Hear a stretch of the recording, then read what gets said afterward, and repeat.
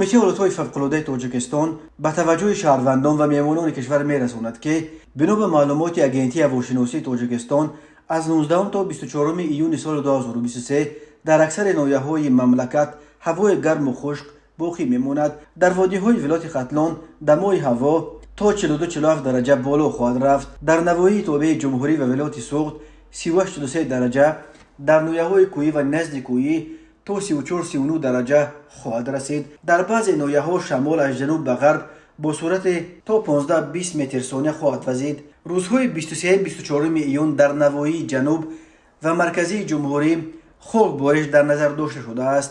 در این روزها بر اثر بالاروی دمای هوا و آب شدن برف و پیریخ‌ها احتمال بلند شدن سطح آب در رودخانه‌های پنج، وخش و زرافشان وجود دارد. احتمال آمدن سیل‌ها در بعضی نواحی کوهی نیز زیاد است. در این ارتباط کمیته حالتهای فوق‌العاده از اهالی خواهش می‌کند در چنین روزها بسا احتیاطکار باشند، جو و کانال‌ها و سیل‌راه‌ها را سر وقت تازه کنند تا اگر سیل هم آمد به مجرای خود رود و به خانه و کشتزارها وارد نشود. در چنین روزها از جمع‌آوری رستنی‌های دوروار، جمع‌آوری هیزم، چارواچرانی و شکار در بلندکوه‌ها نیز خودداری کنید. رانندگان هنگام حرکت در راه‌های کوهی قاعده‌های بی‌خطری را رعایت کنند.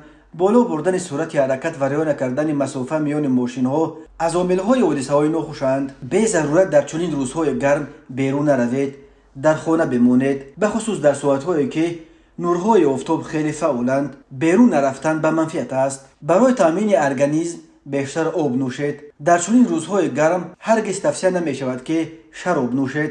حتی نوشیدن آب جو نیز مصلحت نیست. بیشتر خوراک سبک نوش جان کنید. حرارت هوای خانه استقامتی شما باید 22-23 درجه باشد، نه کم و نه زیاد. به بچه‌ها بیشتر دقت دهید. دانسته باشید که ارگانیسم کودکان به گرمی بیشتر حساسیت دارد. هنگام استراحت در ساحل آب بیشتر احتیاطکار باشید. قاعده‌های بی‌خطری و امنیت در آب‌ها را کلاً رعایت کنید. اگر حادثه رخ داد می توانید به تلفن 112 و یا 93 880 2890 مراجعت کنید.